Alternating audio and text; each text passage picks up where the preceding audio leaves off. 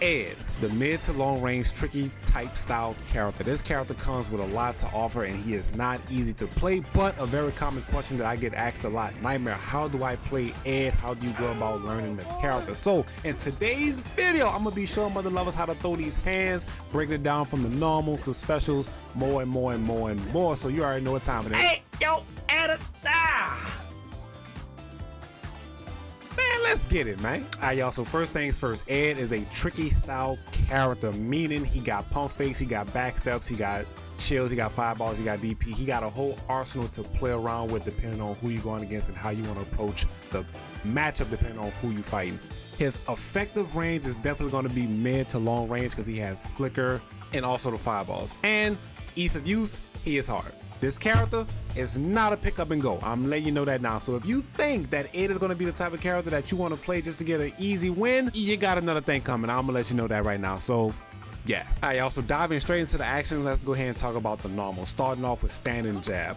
So in most situations, jabs normally extend straight out to cover a good range. In Ed's case, his actually reaches out a little bit and points upwards. So long story short, it's not that good if you think about it, right? If you look at a jab like DJ, Akuma, Ryu, Ken, you know, a jab that goes, you know what I'm saying, straight out, right? You look at a jab like this, that's a good jab. You know, it covers quick range, it's a full frame startup, so it's gonna cover distance real quick. Now, look at a jab like that, you dig, it ain't, you know what I'm saying, it ain't really doing too much. You dig, it's like it's gonna be a little stubby if you ask me, okay?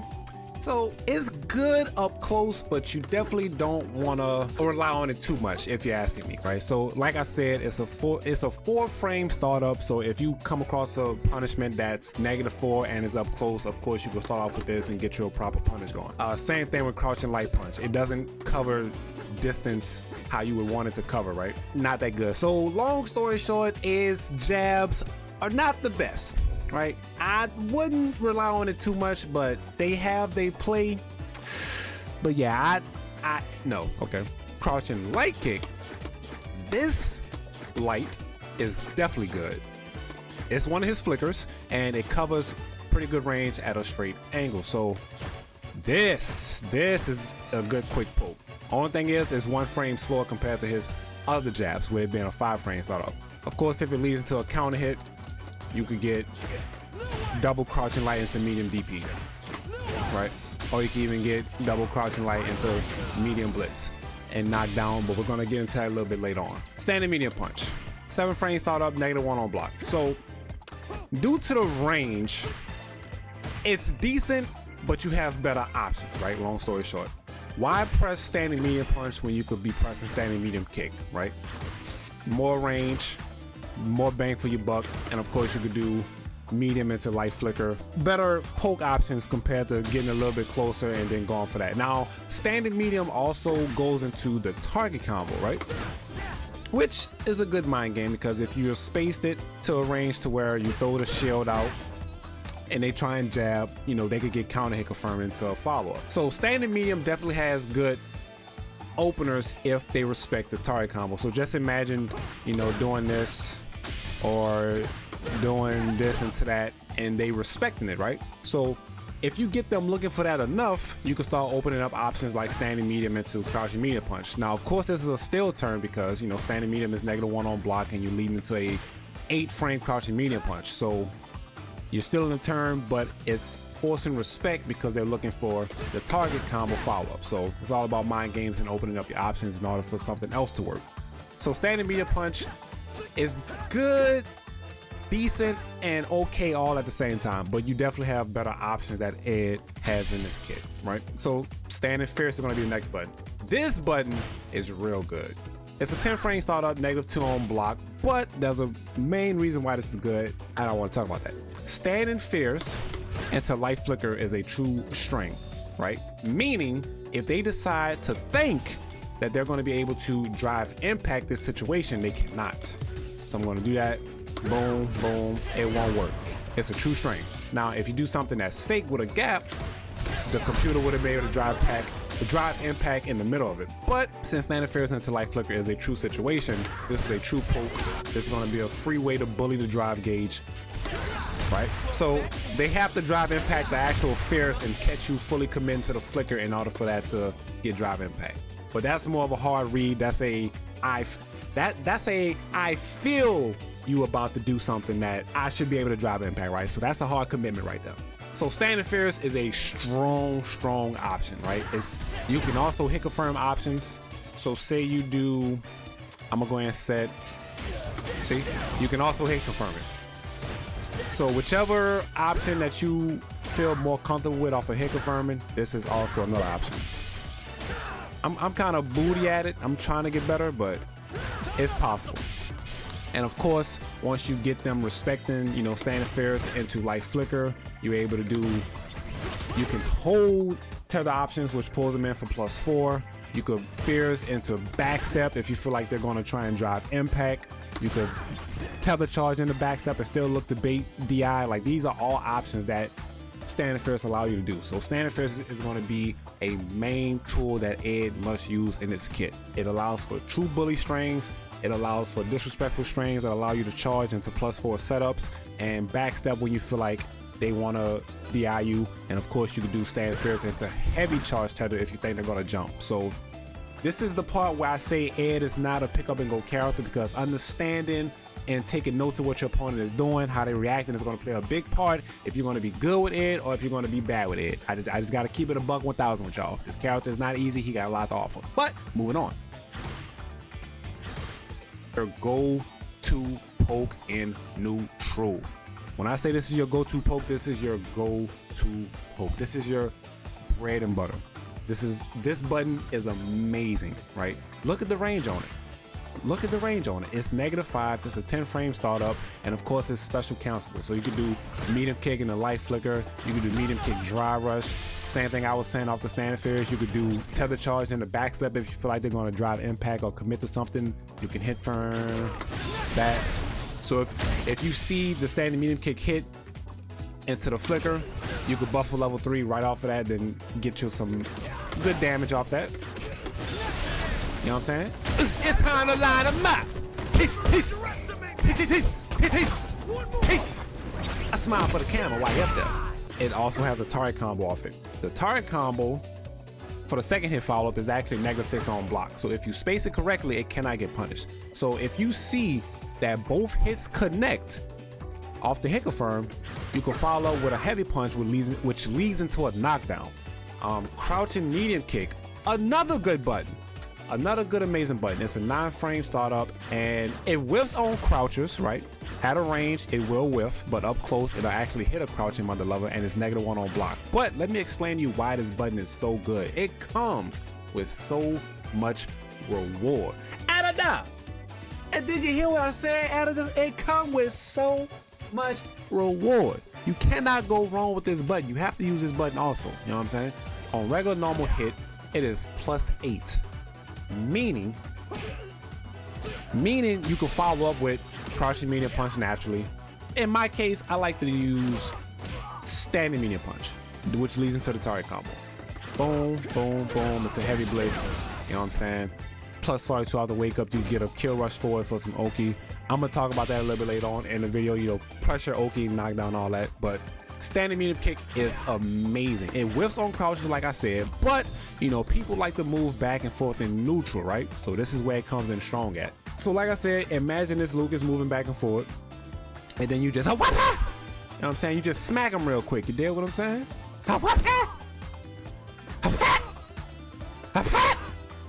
And then you just pat. You dig? +11 on counter hit. +11 on counter hit.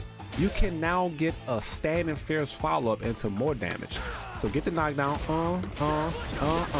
know what I'm saying? Crouching medium kick is a must-use button also. It offers a lot. And another thing that I like to do sometimes at a certain range, say you whiff one, you know, some people like to try and whiff punish you for whiffing, but sometimes they miss. So in the process of them missing, you press the button again and then you'll catch them for missing you. You know what I'm saying? So it's like a game of tag. You know what I'm saying? They trying to punish you for whiffing, but then they whiff. So you catch the counter hit for them whiffing, and then you lead into more big damage. You dig what I'm saying? So at this range, you whiff one, and then you press another one. 9 times out of 10, I promise you, they will get hit. His flicker options are all good because they all cover amazing range. Even his standing light kick. Look at the range that it covers. It's -3, can't be punished, even up close, because the fastest button in the game is 4 frames. So at a range, you can do this. It's a crouching light if they whiff something. They got a 2-piece follow-up to this, which is also -3. You could hit confirm this, so if you see the first 2 hit, you could lead into that. But be careful, it's -8 on block, so you want to make sure that it actually hits. Crouching roundhouse, yeah. This button is also very good. It actually covers a little bit more range than standing medium kick. So standing medium kick is about right here. So at that range that this will actually miss, if I backstep just a little bit, you could actually get crouching roundhouse. This button is real good. -4, can't be punished because of the spacing. And of course, you could do the same mind games as you could do with standing medium kick and standing fears, right? Backstep off it, you could flicker off it, and of course you could dry rush off it. So, like I said previously, mind games, mind games, mind games. Ed is a mid-range control character that optimizes at making people, or forcing people to mess up and fully capitalizing off it. So another normal that I actually want to talk about, and it's actually a jump normal. I wasn't really going to cover jump options because, you know, you only want to jump if you feel like you could jump in and get a combo started normally how you would off the ground. But a jump option that I definitely want to talk about is jumping medium kick, right?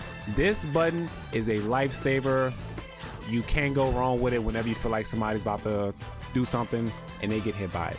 So normally when you jump at somebody, they have a habit of wanting to move forward, press a button, or even go to anti-air you, right? Which is the common thing that you want to do when somebody jumps at you. But in Ed's case, when you do jumping medium kick, this will actually catch somebody, you know, trying to commit to something and hit them with this button, right? This will smack so many people.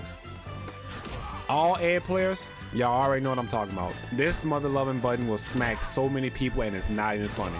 So once they get smacked, you can lead into a free crouch medium kick, EX snatcher, light DP into heavy blitz for a knockdown. Trust me, y'all.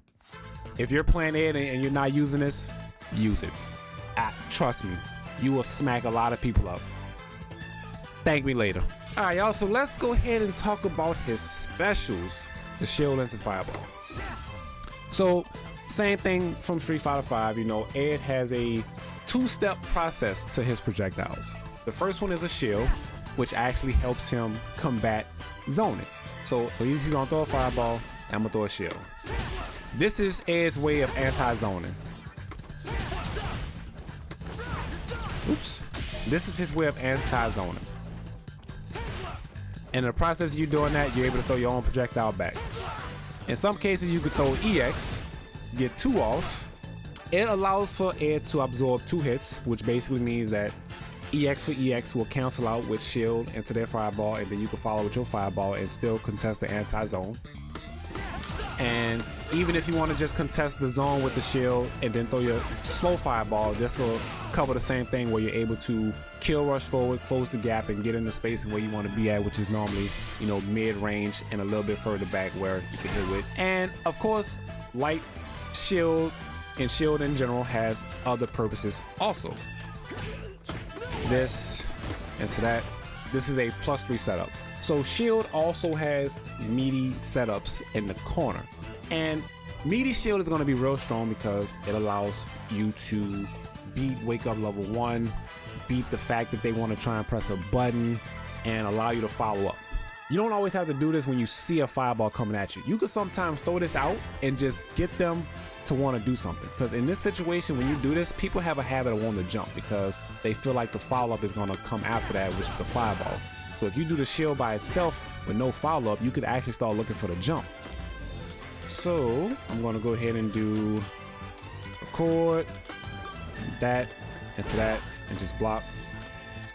I'm going to go ahead and play that. Just like that, right? Throw shield out, DP. Throw shield out, DP. Easy. Easy. It's such a common situation where you throw shield out and people just want to jump. It's understandable because they're looking for the fireball setup, but that's part of the mind game, right? Don't throw the fireball, look for the jump, boom, punish them, get the knockdown, get your pressure started, right? Winning that Street Fighter. All right, let's go ahead and talk a little bit about his flicker. Now, flicker. This is why Ed is a mid to long range character, because at these ranges, he can poke with flicker. So if you're not within range of standing medium kick or even crouching roundhouse, at this range, you could do light flicker. Even at this range right here, you could do medium flicker. You have mind games off the flicker options, which is the back step. You can even forward step off it. Like I said earlier, this is the part where I say Ed is not easy to play because you have to have a read on your opponent. You know, sometimes if you holding medium flicker, right, like I'm doing right now, if I'm holding medium flicker and they don't jump, you gotta realize that they're jumping and either backstep in order to get away from the jump attack or dashing under them to get away. Realizing what's going on, reacting to situations, and playing it into what they struggle against or what you realize that they are allowing to have happen. So, you know, quick game plan. If you're going against somebody that's playing like heavy on the offense, you know, kind of getting in your face all the time, you know, not being afraid to show drive impact, then you might want to play a little bit more button heavy, drive rushing, and just playing with your normals versus committing to flickers, right? Because you don't want to get hit with that straight drive impact and then you just got hit, now you're about to get knocked down and then guessing for game, right? Maybe you want to do back steps in the mind games and then bait out the drive impact and then drive impact them back. So when they show you that option that you're looking for, you got to be ready to punish accordingly because they did what you wanted them to do. So basically, with all that being said, this is what ties into Ed being hard to play, right? If you make any wrong commitment or guess, you're most likely going to die for it. And his DP, it's a 10 frame startup. The traditional DP in this game is 5 frames. So Ed's DP is 5 frames slower. So it's not reliable, but it's able to work if you have the reactions for it. Of course, you have heavy kick for anti-air option. You have crouching medium kick for the mid to long range anti-air option. And, you know, DP for the traditional answer. Medium DP for that further out jump, like from the mid range, and heavy DP for that long range jump where they try and like close the gap and they don't feel like you're gonna having the proper read. Like I said, is gonna always be very strong and important when playing this character at. Let's go ahead and talk about the blitz a little bit. Blitz. So it leaves you +3 in their face. Yes, +3 in their face. It doesn't leave you close enough for a throw, but of course you could do a light micro step and force that strike throw mix.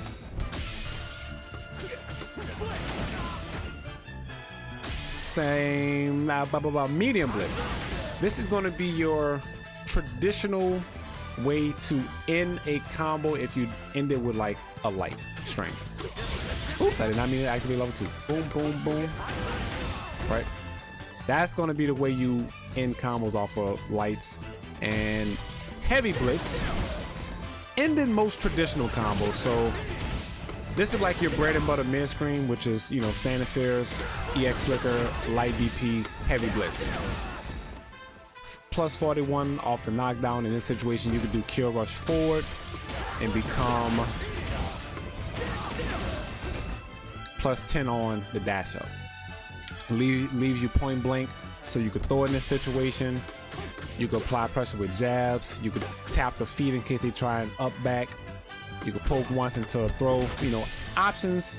All right, y'all. So we didn't cover normals, specials. Let's go ahead and talk a little bit about pressure, Oki, and knockdown. So I tapped into this a little bit from the specials segment of this video, but let's go ahead and dive a little bit deeper in, right? Ed, he wants to sit at that mid-range, so his pressure is going to be heavily relying on pokes. So poking with flickers, medium flickers, you know, throwing fireballs if you feel like they won't, you know, get disrespectful with a jump in, not really showing you drive impact, so of course fireballs are going to be good. I don't really rely on fireballs too much to really poke with because it's a 2-step process, so If you decide to commit to this after the shield and they see that and they jump on you and you commit to the fireball, you will get punished. So it's faster to throw a flicker. And if they sitting at that mid-range and they're not doing nothing, well, guess what? It's time to pull you in for +4 and start my pressure that way. Pull is +4, y'all. So this is something that I want to talk about and make sure that y'all really do understand. It's +4, meaning you could get a 4-frame jab and it's going to be a true gel, meaning they cannot level 1, they cannot DP, they cannot do nothing. It's a real trap. So let me go ahead and show you what I mean by that. OD rising uppercut off the block, one jab, boom. That DP would have worked if I would have did a normal that was slower than a 4-frame startup. So if I would have did standing medium, I would have got beat. If I would have did crouching light, I would have got beat. But I'm doing standing light punch. It's a true gel. They can't do. Ed has a good drive rush, but me personally, I'm still working on trying to find ways to incorporate it because I like to sit at that mid-range with him and just poke with the options and then pull them in and play mind games and force them to do what I want them to do. So, you know, this is Street Fighter 6, so never feel bad about drive rushing, but finding ways to incorporate that is also going to be good. So drive rush jab pushes you in for +3. Start the pressure with that. Standing medium punch is going to be actually really good after the drive rush jab because it forces a trade, which it should. +3. Standing medium is a 7-frame, so yeah, it's going to trade with a 4-frame. So I'm going to go ahead and do normal attacks, crouching light punch. It's that. Yeah, and you're gonna get a trade situation right here because on that exact frame it's gonna be trading with a 4-frame. Exactly how plus am I in this situation off that trade? I'm +8, so I can get crouching medium punch actually. Yeah, get crouching medium punch to that. So yeah, y'all, pressure is pretty ideal with Ed revolving around snatcher mixes, you know, but sometimes you might end up in a situation where you're scared to throw flickers, right? So poking with standing medium kick, oops, well actually yeah, poking with standing medium kick, getting that drive rush, crouching medium punch in.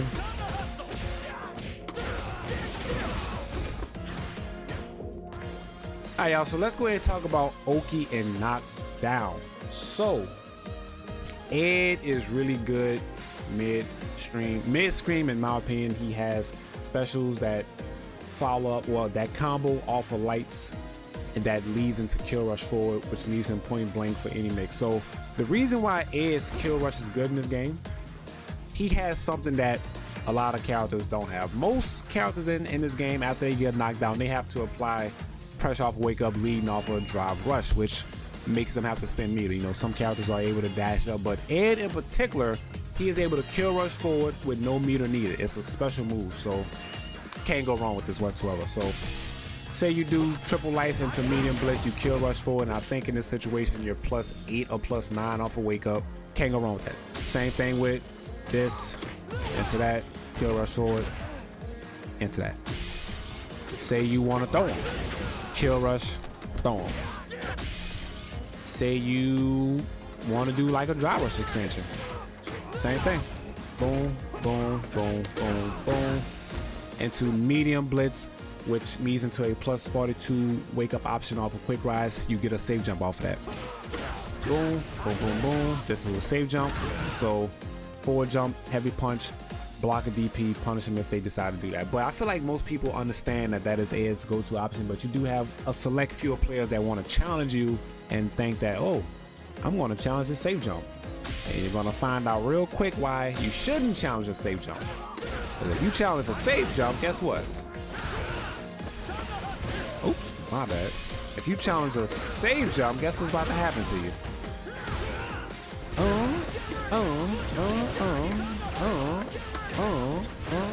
Well, I mistimed it, my bad. I'm a little booty. Just a little bit. Don't try not to roast me too much, but y'all get the gist of what I'm going at with that. And same thing with heavy blitz. Now, Heavy blitz mid scream off the target combo actually leads off into plus 42. So once again, if you get this knockdown, you plus 42 also. They cannot DP you in this situation. Another safe jump. Kill rush forward, rinse repeat. Pressure. Level 2. You know what I'm saying? Just Ed is a safe jump monster. Oh, so off a sweep, you actually negative 1. So you don't want to do it off a sweep. You want to just dash up off a sweep and be plus 11. All right, y'all, let's go ahead and talk about his corner mix-up game. Corner mix-up game. So as we all know, y'all, throw loops are real in this game. They are real. They are real, ladies and gentlemen. But Ed, in his case, his throw in the corner is a little bit more deadly. Why? Let's talk about it. So, first things first, throw loop is real. So I have my opponent set to wake up, crouching light, which is 4th frame. I could dash up and get another throw. Right? You can't walk up, but you can dash up. Oops, mistimed it. Right? Throw loop is real. Ed, in this case, he has snatcher mix. This is a real mix. Right? You have to hold that. And you can't be out of situation either. Talking about the forward throw a little bit more. Say they decide to wake up and decide to tap parry. Say they want to tap parry. Say they want to tap parry. I could kill rush forward and throw you for that. If that ain't fair and balanced, I don't know what is. You dig what I'm saying? Right? You gotta hold all that. Plus 42? I keep getting jabbed, but yes, that's plus 42 also, another safe jump. Corner mix with Ed is very deadly. If Ed gets you in the corner, you have to make them pay for getting there. They have to hate being there. Tether pull mix, baiting drive impact, looking for drive impact, and even so, right? Say they decide, I don't know how to set this up in trainer mode, but you know, say you throw them and you hold a tether. Say they decide to just sit there and just hold parry, right?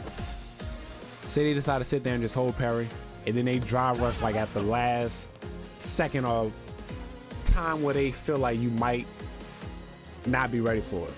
Or they might drive in, no, they might drive rush when they feel like you about to kill rush forward in order to throw them for holding up the parry. As soon as you see them drive rush, you can release tether and actually get a full combo off of that. So Ed's mind game in the corner is deadly, y'all. Just work on mixing up your options, making them guess each knockdown. You know, don't be scared of mixing your throws, your tick throws off the jab, your shimmies, pulling off the tether, looking for the parry, looking for the drive impact, pulling them in for +4, making them guess again. Yeah, this throw loop is nasty in the corner, y'all. Y'all have to use it. Trust me, it's amazing. All right, y'all. So tether mix-up game. You know, I talked about tethers in the special section of this video, but you know, I actually want to talk about the mix-up a little bit. You know, playing in mid-range, right? So, of course, like I said, the mid-range is where you normally want to sit out with this character. You want to be holding tethers. I personally like to actually hold medium tether and heavy tether. From this range, you don't want to hold light tether because it's not going to reach, right? You want to be holding medium and heavy. So if they're sitting at that mid-range and they're not doing nothing, they're going to get pulled either for a hit or pulled in for +4. You know, sometimes you might want to do it, backstep a few times in order to just play different mind games. And with each backstep, 9 times out of 10, you should be holding a different version of the tether because, you know, you're looking for them to jump or you're looking for them to sit still, right? So backstep, pull them in. You know, sometimes you could probably backstep, look for them to jump. Once they jump, boom, snatch them. Let me go ahead and set him to jump actually. So say I do that into backstep. Oops. Yeah, say I do this into backstep. Drive rush forward into that. Oops. Drop the combo. Ladies and gentlemen, like I said, Ed is a headache. if I'm being honest. The character is a headache. He's not easy. He's fun to play. Don't get me wrong. He's real fun to play. Executing his combos, just playing the character, it's fun. Like, his playstyle from Street Fighter 5 to Street Fighter 6 was a tremendous big difference. I enjoy him in 6 way more than 5. I never even played him in 5. I probably dabbled around with him just a little bit, but not too much. But in 6, I personally picked him up and I've been playing him ever since release. So the character is fun. Hopefully this video was found helpful. If y'all feel like I missed anything, any Ed player feel like I may have looked over something, please put it down in the comment section below. Let's talk about it. And yeah, y'all, make sure y'all hit the like, subscribe to the channel, and catch y'all in the next one.